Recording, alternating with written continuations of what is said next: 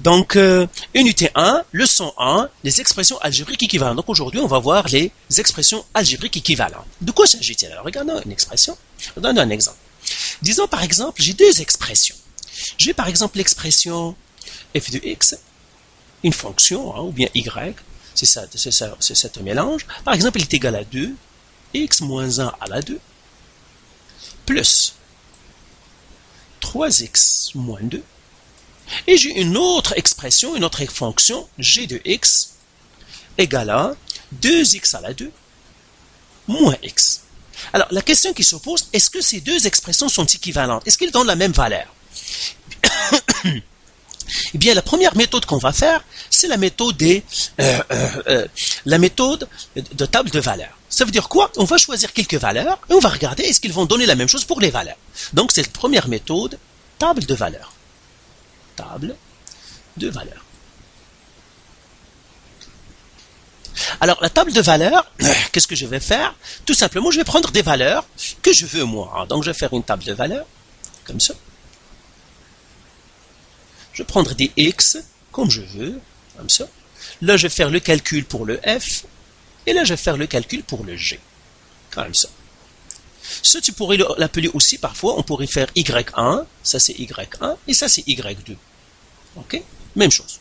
Là, je vais faire x, ça si je vais faire f de x, ici je vais faire g de x, ou bien y1, y2, ça tu pourrais l'écrire aussi y1, si ça te mélange, ça c'est y2, si tu veux. Donc y1, on pourrait l'écrire comme ça, 2x moins 1 à la 2, plus 3x moins 2, et ça c'est y2, c'est 2x à la 2 moins x. Et je regarde, est-ce que y1 c'est la même chose que y2 pour toutes les valeurs? Là, je vais prendre des valeurs que je veux. Je prends par exemple des valeurs, je prends par exemple 0, 1, 2. Et je vais calculer pour chacun. Alors, je vais calculer pour f ici, je dis x égale à 0, et bien je vais le mettre dans la règle du f. Donc, j'écris ici f de 0, comme ça. Ça veut dire le x est 0, et j'écris 2, je remplace le x par 0, ça va faire 0 moins 1 à la 2, plus 3 fois 0, moins 2. Comme ça. Et si tu fais ce calcul, je ne vais pas le faire complètement parce qu'il est facile, ça donnera 0. Tout simplement, tu fais le P de maths pour trouver calculatrice. Donc ça me donnera 0. Maintenant, je vais faire pour le g. Donc, j'ai fait x égale 0. Maintenant, pour le g, g pour 0, ça va faire quoi? Eh bien, je vais faire la même chose, 2 fois 0 à la 2, moins 0, qui me donnerait finalement 0. Là, tu vois, tu dis, ah, mais il coïncide pour 0, 0. Maintenant, je vais faire le calcul pour 1. Donc, je vais effacer maintenant ici. Toujours, tu pourras revenir en arrière. Hein. Donc là, je fais x égale à 1. Et j'écris f de 1. Ça va faire quoi? Eh bien, je vais remettre à la place du x, je mets 1. Donc, ça va faire 1 moins 1 à la 2, plus, parenthèse, 3 fois 1, moins 2. Alors, je fais le calcul aussi. Ça, c'est 0. 3 moins 2, ça va faire 1. Donc, ça va faire 1. C'est ça. Après, je vais faire la même chose pour le g. J'écris x est égal à 1. Est-ce que g de 1, combien ça va valoir? Ben, je fais la même chose. Je fais 2. X maintenant, c'est 1. À la place du x du g, je mets 1. Donc, tout simplement, on remplace ici. Moins 1. Eh bien, ça me donnerait 2 fois 1 à la 2, c'est 1 fois 2. Ça me donnerait 1. Là, elle me donne encore 1. Et maintenant, je peux faire le calcul pour 2. OK? Donc, on va le faire ici encore. Donc là, je vais faire ici x égale à 2. Et là, je fais calcul pour 2, égale à quoi? 2 fois 2 moins 1 à la 2, plus 3x moins 3 fois 1 fois 2, parce que je dois remplacer le x par 2. 3 fois 2,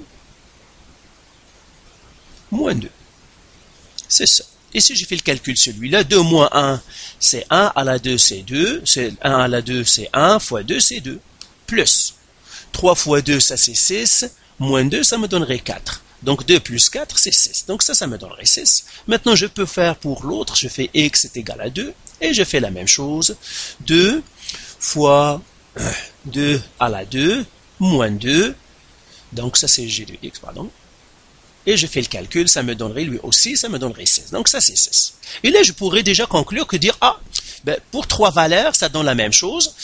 On pourrait, pour avoir de la précision, prendre plus de valeurs, par exemple prendre 4, 5, et je vérifie. S'ils sont tous, je pourrais affirmer, pas totalement, mais je peux affirmer que les deux expressions sont équivalentes. En tout cas, je ne peux pas dire avec exactitude qu'ils ne le sont pas, parce que si je trouve pour un x, les f de x et g de x ne donnent pas la même valeur, là je peux être catégorique de dire ils ne sont pas équivalents. Mais pour l'instant, on peut dire qu'ils sont équivalentes, mais peut-être qu'ils ne le seront pas pour d'autres valeurs. Mais pour l'instant, on pourrait affirmer ça pour ces valeurs-là. Alors maintenant, ça c'est la table de valeurs. La première manière, c'est de faire la table de valeurs. La deuxième manière, eh bien, c'est faire de l'algèbre. Donc, c'est faire de l'algèbre pour trouver est-ce que les expressions sont équivalentes ou non.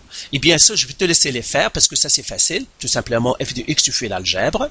Moi, je vais prendre un autre exemple, parce que c'est ça ce qui nous intéresse.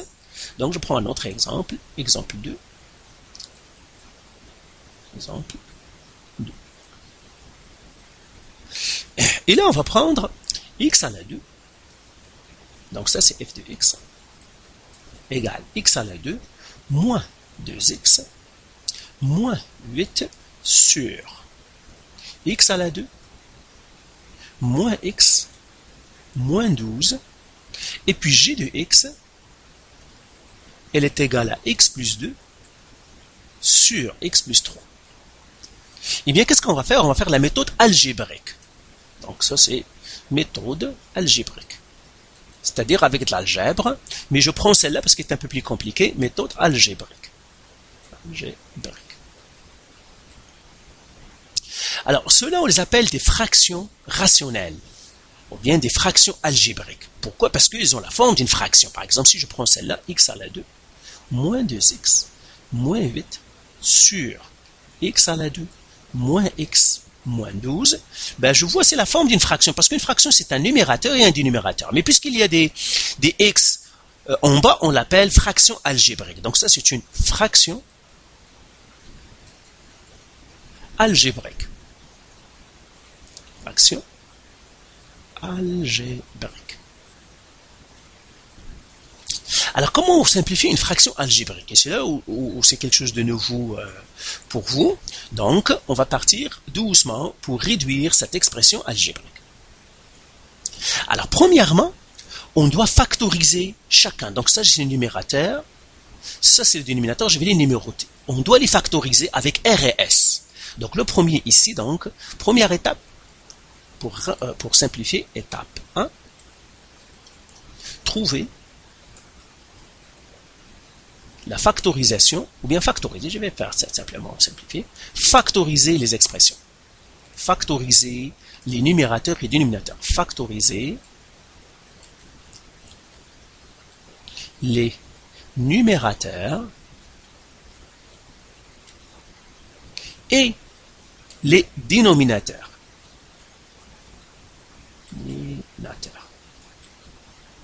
Là, je les ai numérotés, c'est 1 et 2. Donc, on va commencer par factoriser le 1, on va factoriser le 2. Alors là, je vais le faire sur une autre. Donc là, j'ai x à la 2. Donc le 1 que je vais factoriser, c'est x à la 2. Moins 2x. Moins 8. Et bien là, tu fais RS. Par exemple, produit somme. Quoi fois quoi qui donne, ça vous donnerait moins 8. Et quoi plus quoi qui donne moins 2. OK? Donc là, je vois que c'est, par exemple, c'est 4 et moins 2. Donc, par exemple, moins 4 et 2. Ici, c'est moins 4 et 2. Parce que moins 4 fois 2, c'est moins 8. Et moins 4 fois plus 2, c'est moins 2. Ça, tu le sais déjà. Et puis, tu factorises, je te laisserai faire. Tout simplement, tu vas faire x plus 4 fois x moins 2. Maintenant, on doit factoriser la deuxième. Alors, la deuxième, c'est x à la 2 moins x moins 12. Et je dois le factoriser lui aussi. Donc, je dois dire quoi fois quoi qui doit me donner moins 12. Et puis quoi plus quoi qui doit me donner moins 1. Et ça, c'est moins 4. Donc, 4 et moins 3. Pardon, moins 4 et 3. C'est ça. Donc, moins 4 et 3, ça c'est 4 et... oui, ça doit me donner moins 2. C'est ça. Je me suis trompé ici. Ça c'est plus et ça c'est moins. Ça, c'est moins 4 ici. Je me suis trompé. Ça, c'est moins 4. Voilà. Donc, moins 4 et 3. Et puis ici, c'est moins 4 et 3. Je vérifie. Moins 4 fois 3, ça me donne moins 12. Moins 4 plus 3, ça me donnerait moins 1. OK? Et là, je fais la factorisation. C'est x moins 4 fois x plus 3. Alors là, il faut toujours s'assurer. Ça, c'est le numérateur. Num. J'écris ça. Ça, c'est le dénominateur. Dino. Alors, regarde. Ici, il y a une chose importante. Regarde, par exemple, si je fais 5 qui divise 0. Qu'est-ce que ça me donne? Ça me donne erreur, division par 0. Essaye-le toi aussi dans ta calculatrice, fais n'importe quel nombre, tu le divises par 0. Par exemple, 45, je le divise par 0. Toujours, il va te dire erreur. C'est-à-dire quoi? On ne doit jamais diviser par 0. C'est ce qu'on appelle les restrictions. Alors, restriction, donc là, restriction. Qu'est-ce que ça veut dire? Égale éviter de diviser par 0. C'est ça les restrictions. Et là, il faut toujours trouver les x qui vont nous faire diviser par 0 pour qu'on les enlève. Alors, regarde maintenant si j'écris ma fonction. Tout à l'heure, la fonction, c'était comme ça. f de x, elle était égale x à la 2 moins 2x moins 8 sur x à la 2 moins x moins 12. Alors, première étape, on a dit, on va factoriser les termes, on vient de les factoriser. Maintenant, deuxième étape, trouver les restrictions. Je vais effacer ici. Donc, on les a factorisés. Donc là, je vais les écrire avec les formes factorisées. J'écris égal, x à la 2 moins 2x moins 8, on l'a trouvé, c'est celle-là. C'est x moins 4 fois x plus 2 sur le dénominateur, c'est x moins 4 fois x plus 3. Alors, deuxième étape, donc première étape, c'est la factorisation, on vient de la finir. Deuxième étape, trouver les restrictions. Trouver les restrictions. Alors, les restrictions, c'est quoi? C'est le RS des dénominateurs. Les restrictions, les racines, ce sont les racines du dénominateur. Du dénominateur. Ce sont les racines du dénominateur, les zéros, les racines, les RS. Alors, je regarde le dénominateur, c'est lui. Donc, je l'écris ici. Dénominateur égale x moins 4, x plus 3. Alors, quelles sont les racines ici? Eh bien, c'est x est égal à 4 et x est égal à moins 3. Eh bien, ce sont mes restrictions. Alors, j'écris restriction,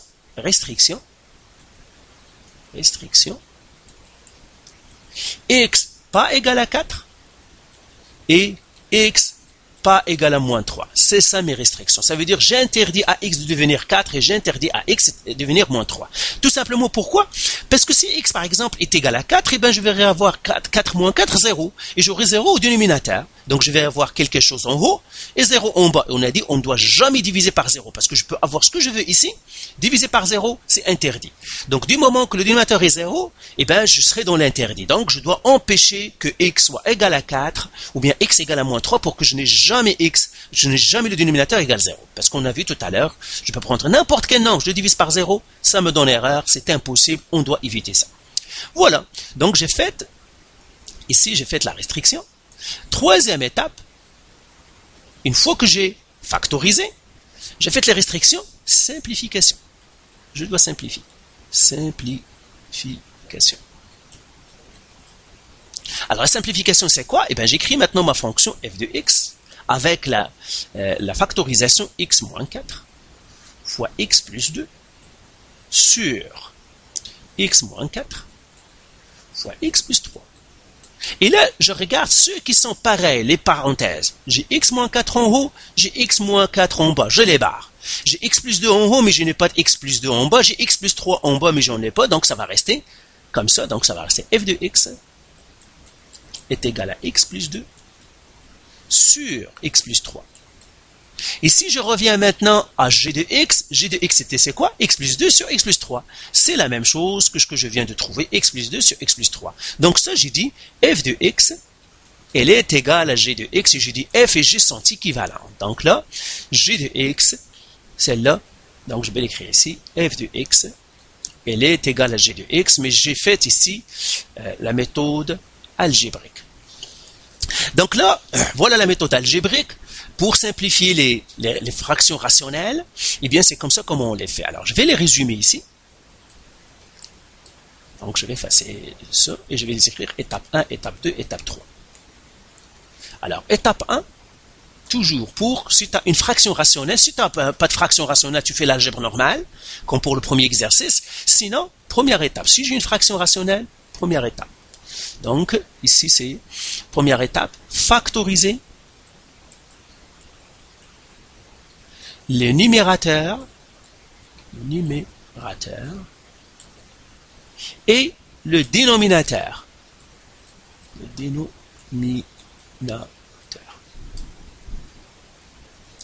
Deuxième étape, trouver les restrictions.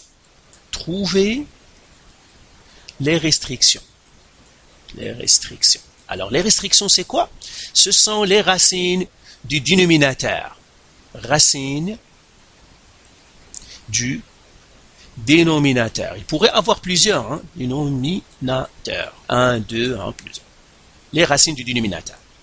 Troisième étape, simplifier l'expression. Simplifier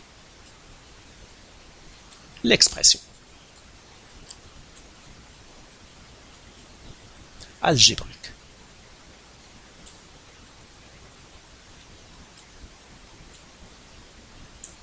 Voilà. Donc voilà pour cette partie, la simplification. Donc ça c'est une première capsule, on aura encore 2 autres capsules, et c'est tout. Donc voilà. Donc bien sûr, fais les exercices, et si tu as des questions de la misère, bien sûr, je suis toujours là.